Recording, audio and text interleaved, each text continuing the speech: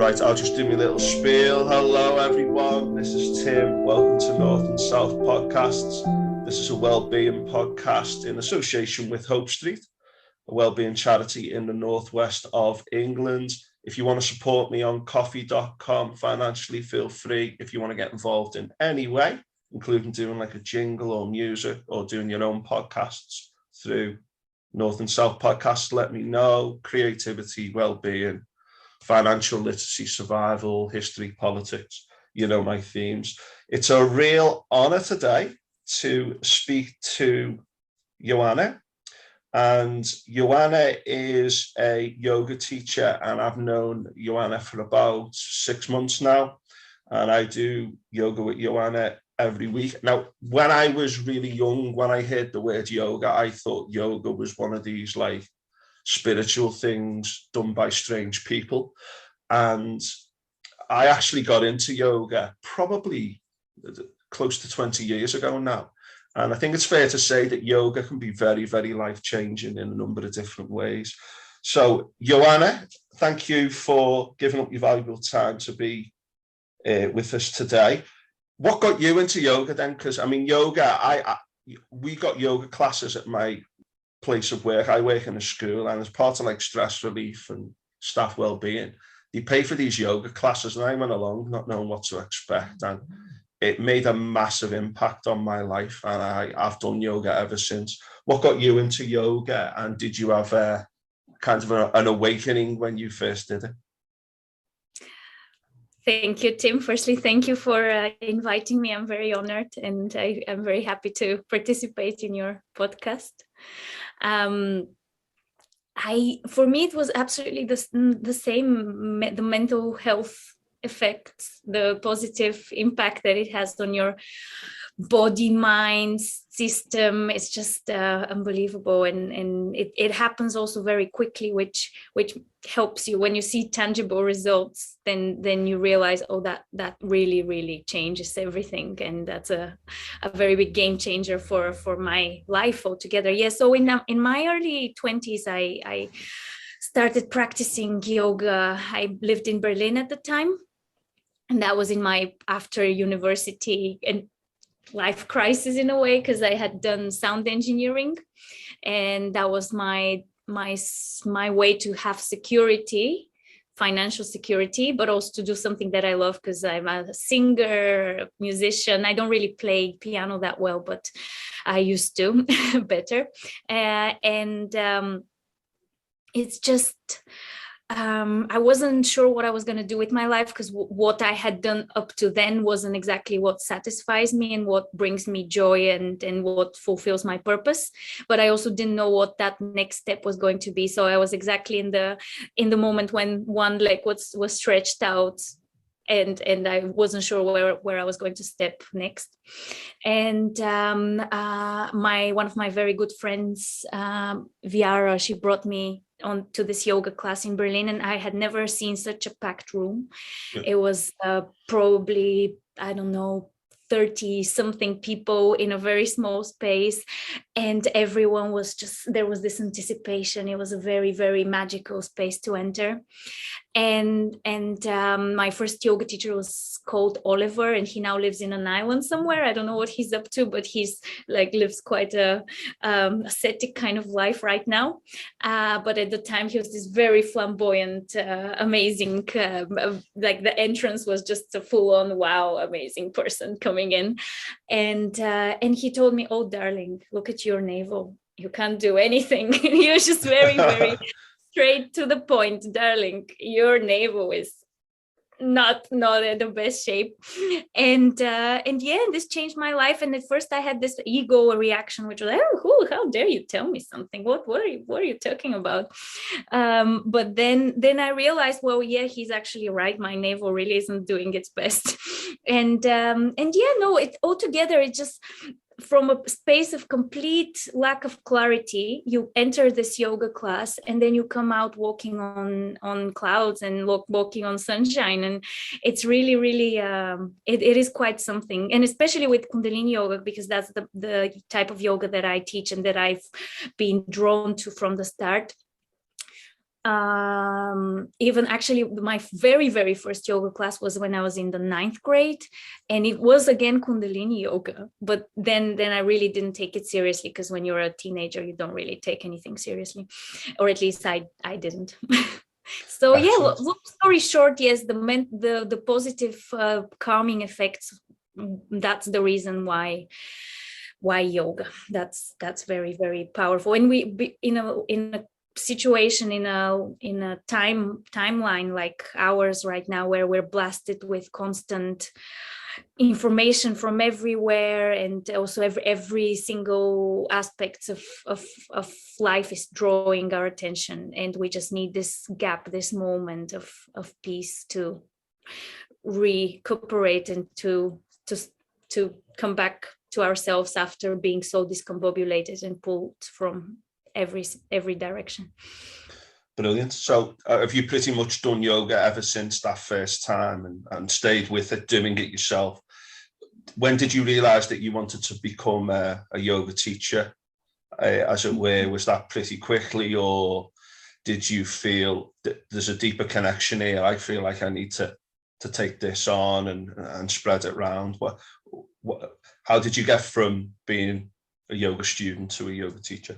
So in a Kundalini Yoga class, certainly, you hear some glimpses of the theory. So when you practice, it's mostly asana practice. When we go to a regular 1-hour yoga class, it's mostly the physical aspect of it. But every now and then the teacher would drop a line which makes you think, oh, there's more to that.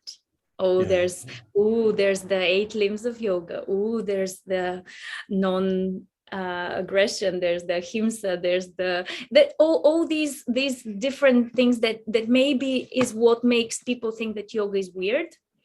That's what drew me further into it, because I knew that this is a system, and this is a more organized way to live than what we're offered right now. And because we always move between order and chaos, and we always shift perspectives, and we need to reorganize ourselves. We need to have a period of chaos.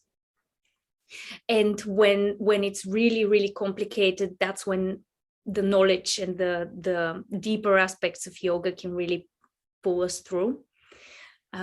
These principles that are endless, like they've been around forever, they are really helpful and can be applied. There are a lot of people that claim that it's very hard to combine spirituality and daily life.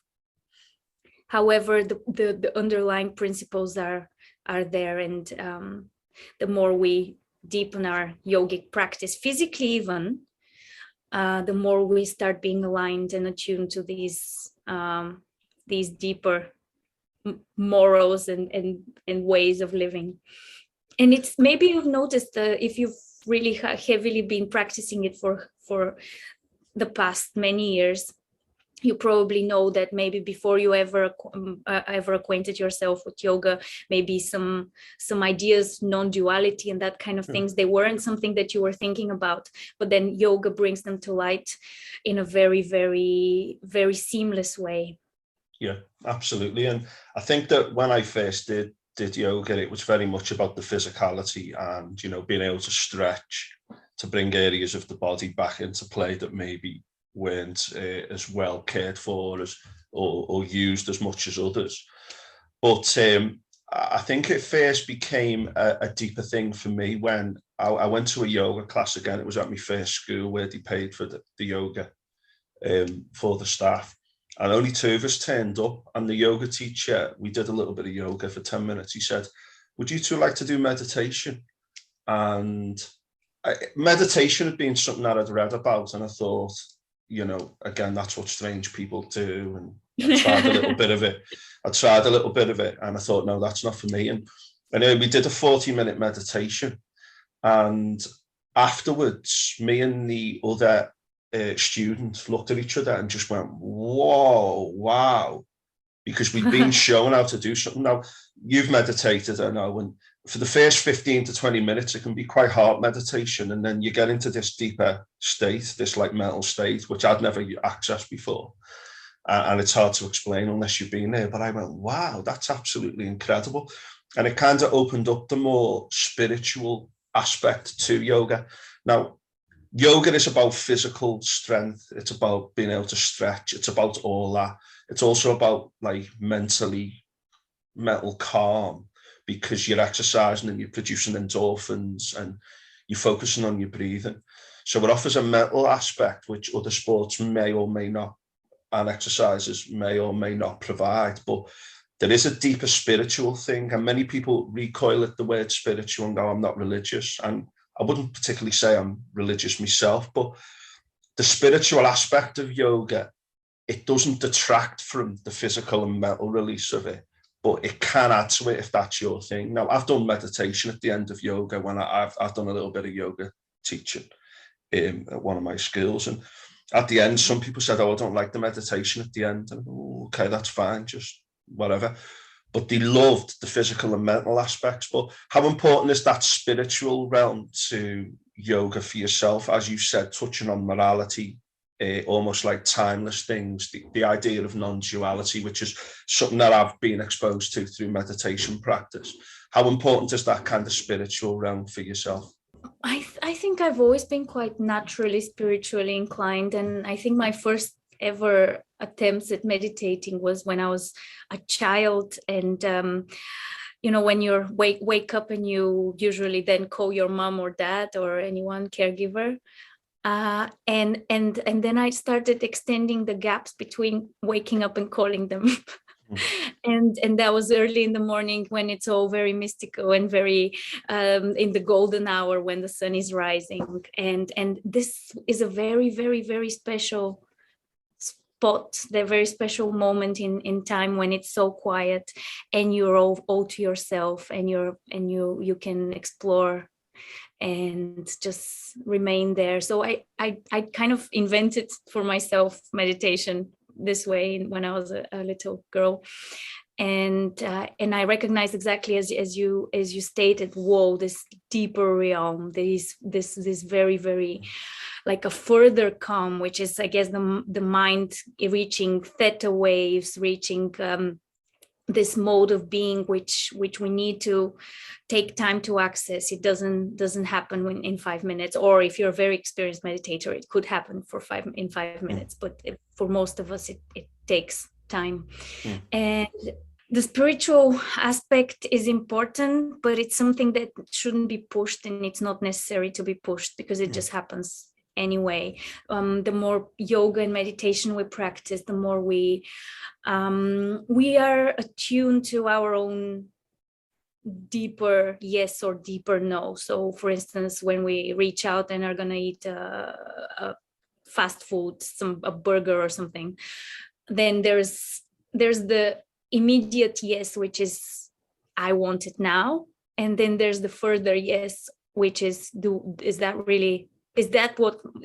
this food have actual nutrients for me? Nutrients, sorry, is it nutritious for real? So I don't know how to explain it. It's just that it's yoga and meditation is something that has to be tried. We can talk and we can theorize, but when it is literally making steps further deeper down in the water and stepping and sensing the rejuvenation, sensing the freedom, sensing the power, it is as you said, I think once in our yoga class, it is something else to be a warrior and to have your thigh muscles burning, but you are a warrior and you're doing it, and you can do it. And then you sense how you can, your will, which is a deeper will, this is your soul wanting you to stay in this position, overpowers your mind, which tells you, oh, I can't do it any longer. And then it asks, then the question is posed, then how many of me are there?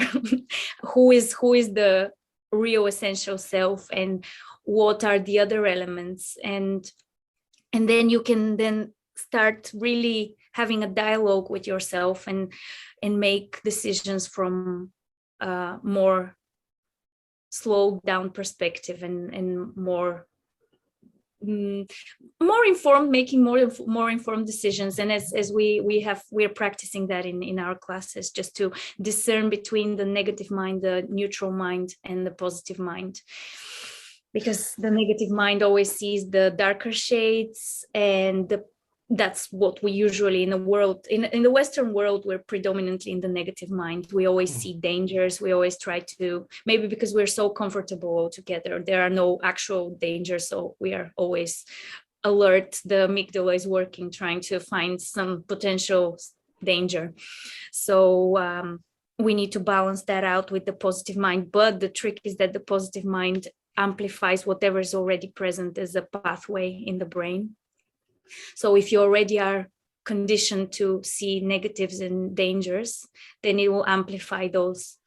And that's why the more we meditate, we enter in this theta state. We are in the neutral mind, and the neutral mind is what takes time. It takes 7 seconds to choose a thought or to leave a thought. So you can scan your thoughts and say, I'm taking that on board. I'm going to explore that further. And this is all very abstract, but the more you practice, the more you'll see that you can do it. Excellent. And I think that yoga, for many people, it's physically, it's about the physicality. I've been to yoga teachers who don't really mention any spiritual aspects. They talk about the physical things and mental relaxation. But some of the best yoga teachers, I think, will include certain things about the spiritual realm. But as you say, you're basically saying to people, there's a little bit of a spiritual underpinning to this that you can tap into, or you can just do the physical and mental stuff, which is phenomenal in itself. And the first time I did yoga, I was like, wow, why don't more people do this? It's amazing. Now, the spiritual aspect, I know that the class I go to that you run is part of Samsara Yoga Studio run by Sophie. And Sophie and yourself talk a lot about the philosophy behind yoga, and I think that adds to it all for me. But again, some people might say, well, I'm not into that, but you're still benefiting from the physical and the spiritual, the physical and the mental positives. But for me, the spiritual thing, again, it's something that you can use well to develop your morality, your sense of discipline, tapping into something. And I think what you said earlier, and I think warrior is probably the best example of that for people who don't know what warrior is, and the sun salutation, which are 2 parts of yoga. And the sun salutation includes warrior-like stuff. There's a dignity to the pose, which just feels like you're doing something just very old and sacred and wonderful. And yoga developed in the East as a tradition along religious, spiritual lines, but also about discipline and about mantras and calm and keeping a level head, etc. And I think through the 20th century, the West has kind of took the spiritual and religious aspects out and said, there's still something very, very good and very, very positive about this. And you can still tap into the spiritual aspect of it as well. And I think that you can get whatever you want out of yoga and use it as, for some people, it's obviously very, very, very life-changing. And I think it was with you, and it certainly was with me. And it's something that, I can't imagine not having it in my life. I mean, I've recently stopped playing team sports. There's often a lot of aggression and stuff involved in team sports and like impact injuries.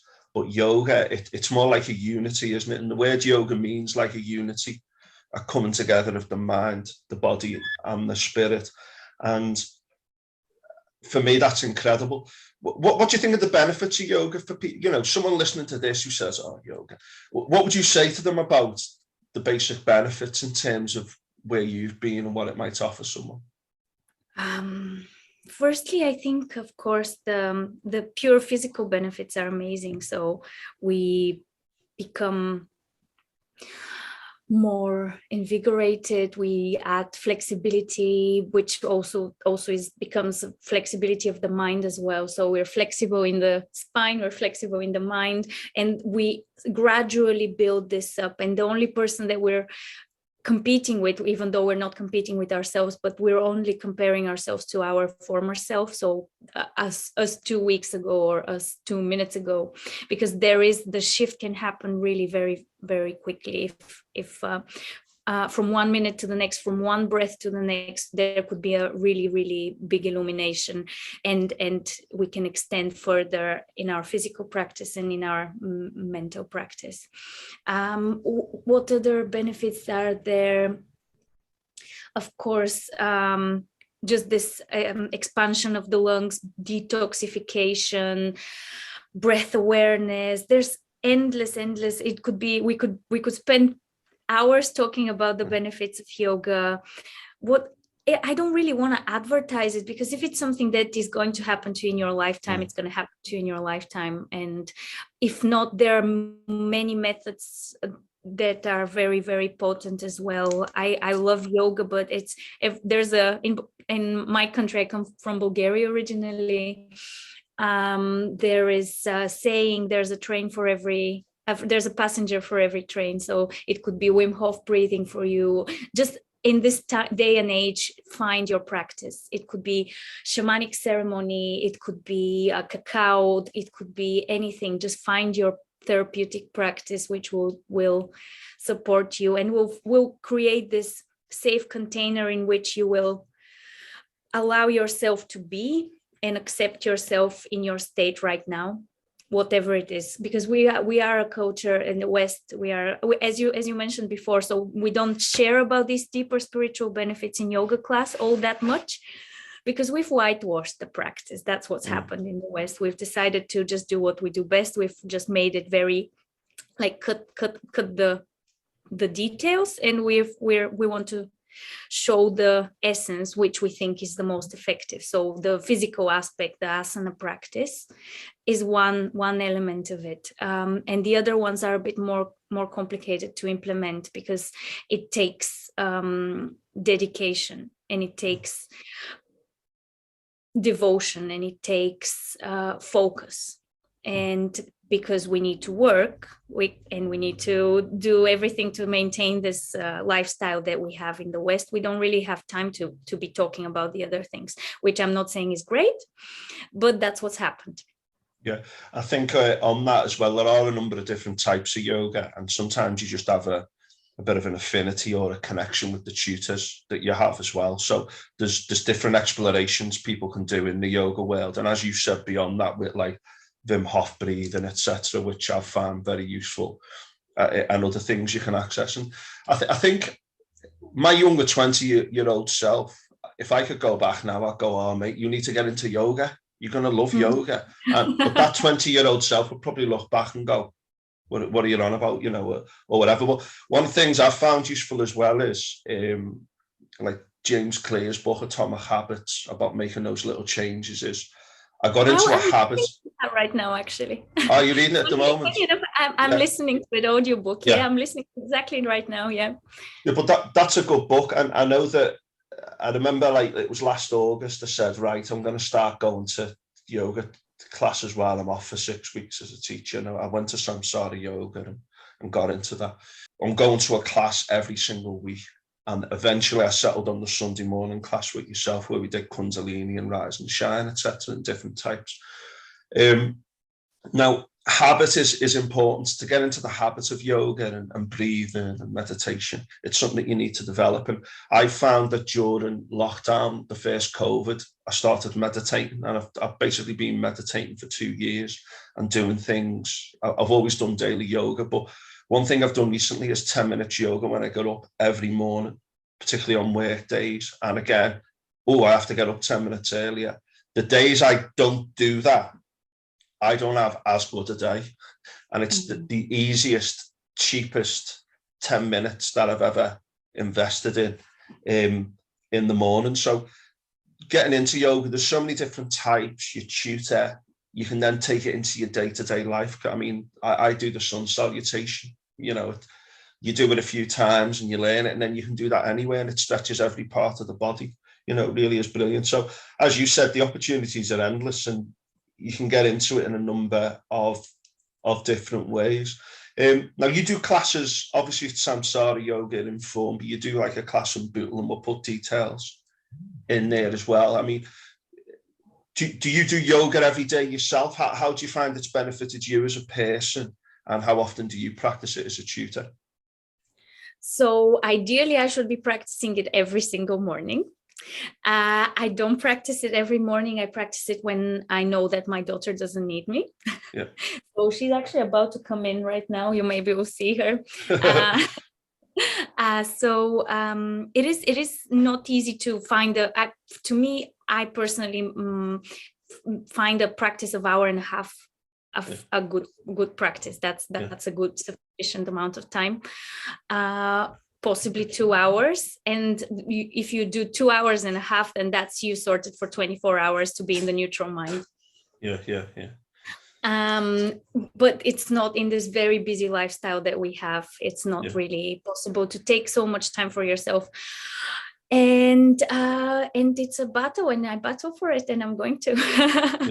No, it's really helped me through a lot of things through lockdown. Definitely, that was a family thing. We were going on Zoom. We were doing yoga together with my sister-in-law and with my mom-in-law, and it was wonderful. Yoga is really also is a community thing. It's something that really helps. I think it is a community thing, and I think that the whole idea of yoga as well is you don't just do it when you're doing yoga, you bring that into your kind of day-to-day life as well, the way that you approach things. So Yoana, you do classes in different places, and we'll put the details in the podcast. You were saying that yoga, ideally it's better to go to a class, but you can kind of bring it into your day-to-day. Especially with the type of yoga that I love teaching, Kundalini Yoga, it is exactly that's what brought me to the practice that's the first practice that I took home with me, because it's so easy to remember. And you set a timer. I'm going to dedicate a minute and a half to this position, and you just do it. And it's a very, very easy to take home with you kind of practice. And it's very, very important to dare to build the home practice, I think, because we know then that the answer is in ourselves. All I do is really, I'm a messenger. I'm a good postman. I'm offering you the ancient knowledge. Absolutely. And I think in meditation as well, there's different schools of thought on meditation. Like the Dzogchen tradition is the idea that what you learn from meditation, you bring to your whole life, rather than it being something that you do and then go back to life. And I think that, again, that goes back to what yoga is supposed to be about, a unity of things. And I just wanted to mention very briefly what non-duality means to you, because, I mean, this is something that I've picked up from a meditation app. Is non-duality the idea that instead of like there being a you, a self, and the outside world, that there's a connection between the two, and that it's all effectively the same thing? Is that what you understand by non-unity? Non-duality, exactly. Yeah, that's what I understand. We live in a very binary world where we are separate. The self is separate from everything else. That's the persuasion. However, the more we live, the more we establish that we're so interconnected. If there's a war in Ukraine, we all are feeling it in our subconsciousness right now. We're all, even if we don't read the news, even if we don't do anything to keep us informed and in the loop, we still will be feeling a bit anxious and agitated, because it is a vibration that is very, like, it's swooping the whole world, and it's happening right now. And it's just one small example of non-duality. And I like the idea that we all live in Maya, and the biggest lie of Maya, which is the word for illusion. The biggest lie of Maya is that we are there, the self is separate. But at the same time, it's a useful thing, because to realize ourselves as part of the whole, we need to first have this contrast. It is very abstract and very complicated to say to a very, very depressed person, for instance, "Oh, you are exactly one with multimillionaire somewhere. And it is though that we live in a vibrational universe, and we are just more dense energy. I think that's so true, because the idea of self, the ego, it's an evolutionary necessity that the mind uses and experiences to kind of propagate the self and allow the self to keep moving into the future, etc. But at the same time, when you examine it closely and when you do things like yoga, you realize there's a bigger connection. But I mean, you just need to get a few people in a room and people establish like a connection that's above the individual. Again, you might say, well, that's not necessarily a spiritual or a religious thing, but people can feel that in the day-to-day lives, but without realizing, wait there, this is beyond kind of just me and my senses. There's something powerful behind this, and I think that's a big part of yoga too. Do you know? Very put, Tim. Very nicely. This is a big passion of mine. Do you know you alluded earlier to when you studied sound engineering, music's a big part of your yoga experience, and if you agree, we'll put your Spotify playlist in the notes for other people to use, because I love it. How important is music? Because music is mood, music is vibration, the language of the soul, and I think that you use music absolutely phenomenally. So how important is it to you? It's life. Music is medicine.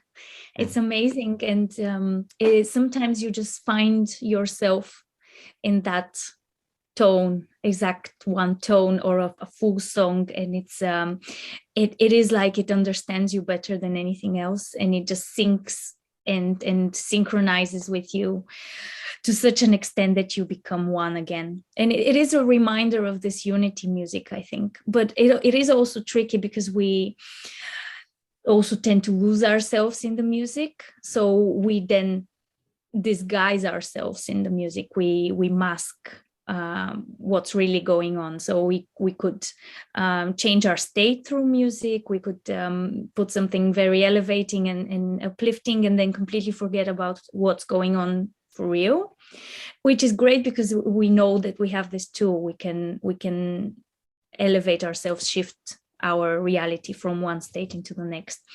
But at the same time, I especially in a yoga class context, I think it's important to use music mindfully, to know which asana evokes which effects, and to choose appropriate vibration musically, because otherwise there is a big contrast. And also it is in my style of yoga that I'm teaching. It was said that we should only use mantra music, which is with these ancient words, the mantras, which is literally means mind wave. So we're organizing the mind waves to be in a certain way, in a certain phase, in certain everything.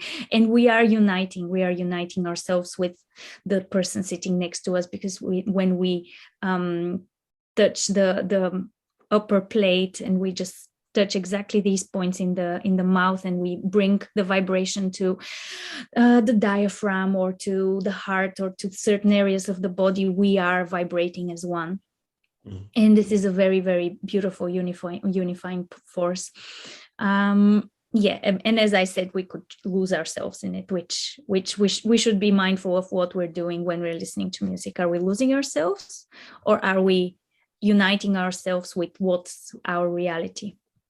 Yeah, and it's the same with books, really. I think you've mentioned before that you write and you read a lot, and when you read these few like sentences and Absatz, I don't know if it's the same if that's in German. Absatz, is it like a paragraph? Yes, that's the word.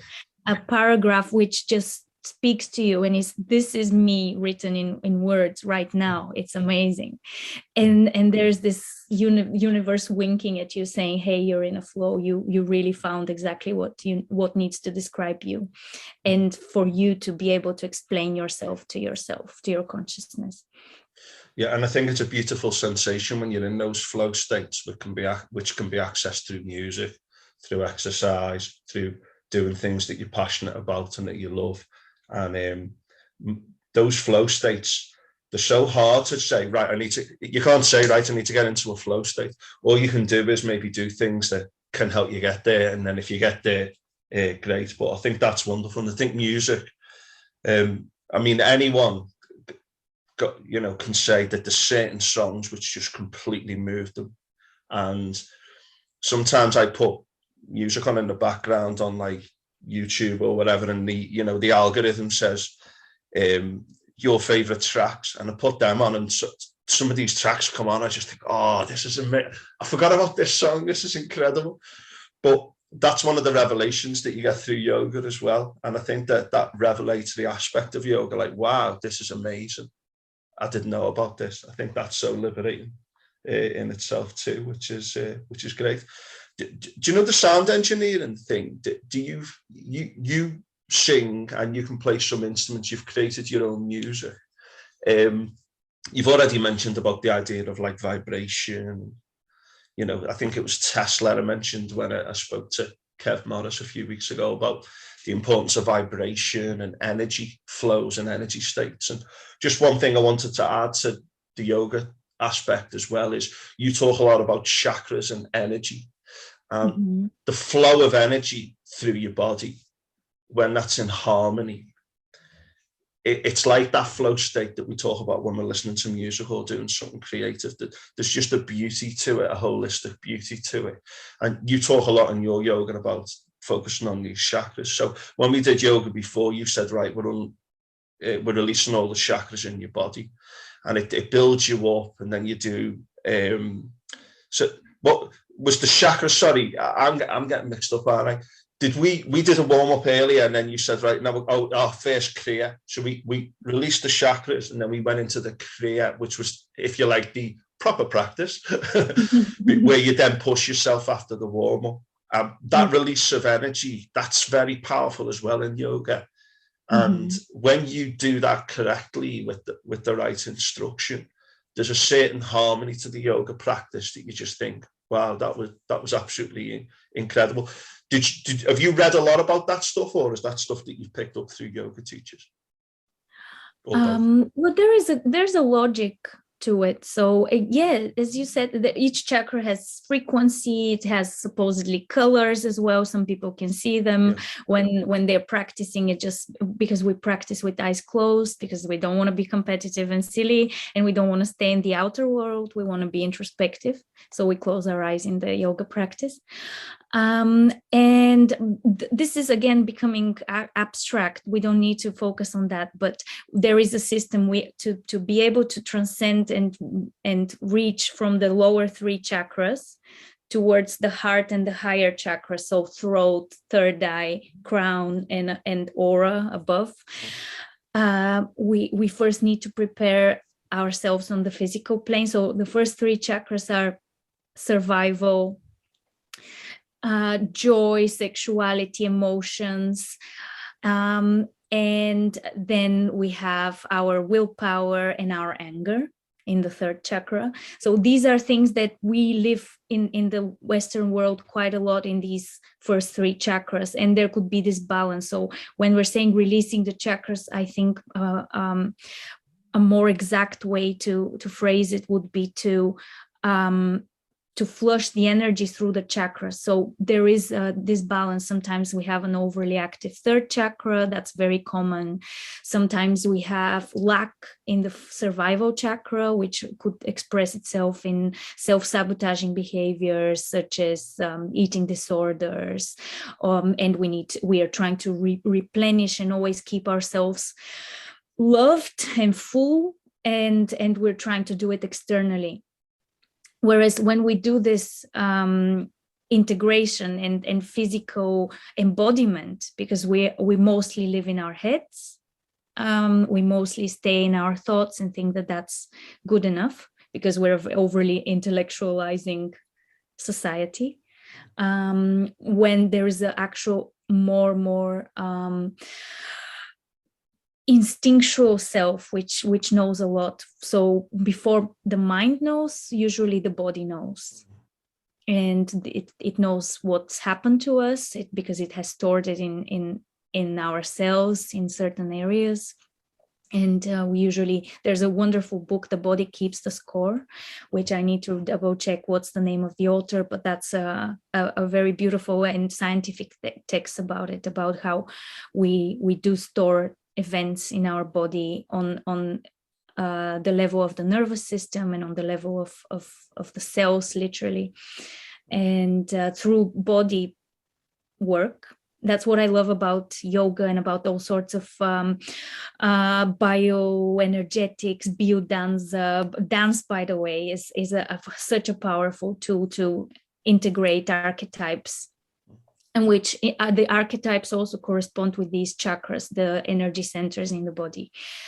So when we move, sometimes we get stuck in certain movements. If it's dance, if we're talking specifically about dance, we maybe repetitively tend towards one form. And the more we dance and the more we get in the flow with the music, the more we then can shift and move through the chakras upwards. And it's what's most beautiful is when you know this feeling when you dance with your friends. Yep. You are united with your friends and they are supporting you in your process, and you're opening up and you're expanding, and this is pure joy and pure liberation. And it is very hard to access, and I really salute you for keeping this ability, because a lot of people, just the more we mature and take up on responsibilities, and the more we start having lots of duties and lots of roles, then we start saying, oh, I don't have time for this, I don't have time for my joy, I don't have to, even I say it. Yeah. And it is something that is necessary for our well-being and our mental health, and it's ever so obvious that we need to take time for our joy.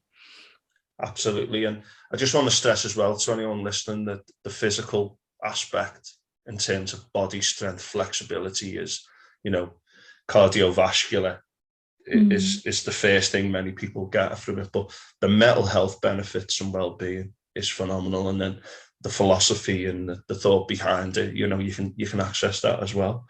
Yoana, I know you're very busy, as we've just been talking about, and I want to thank you for your time today. Is there anything else you want to discuss that we haven't covered? I think we've covered all the key things that we were looking at. I guess I kind of want to just mention a few things that are aspects. You did ask me when did I know that I'm going to be a yoga teacher. I think you're going to be a yoga teacher, to be fair. And yeah, because also especially in Kundalini Yoga, the person who brought Kundalini Yoga to the West, he said, I haven't come here to teach students, I've come here to create teachers. Yeah. And this is something which is very strong in Kundalini Yoga, because it's so easy to take the practice home with you, and you become more and more curious, and then you realize how amazing it is, and you realize that more people should know about this. Yeah. So absolutely. For me, it was actually probably on my third Kundalini Yoga class, there was this idea, maybe I can do this for other people as well. So it was very, because it was a recognition, the practice was so close to me, and I loved it so much from the start. It was almost like, oh, I've known this all along, and why haven't I practiced it in my life up to now? It was like a knowing. It was a beautiful, wow, I know this practice, it's amazing. Yeah. And that's why I decided that I want to share it. And even if you don't even need to do a full teacher's training, just everything that we've learned from our yogic session, just share it with your colleagues, share it with anyone. It's powerful and it helps. And absolutely. The other thing that I wanted to say is just the sutras for the times that we live in. Sutras are like aphorisms almost, just something like a leitmotif, something that you want to take home with you as a gem.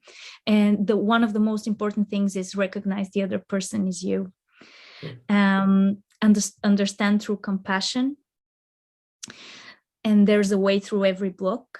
That's something that yoga shows you, that you are powerful, and that even if you feel you're stuck, you just take one step and it will start unfolding. It will start working out once you make that step. It's usually the mind says, oh, I can't. And all we need to do is just take this one little leap of faith and vibrate the cosmos, and the cosmos shall clear the path. This is the next sutra.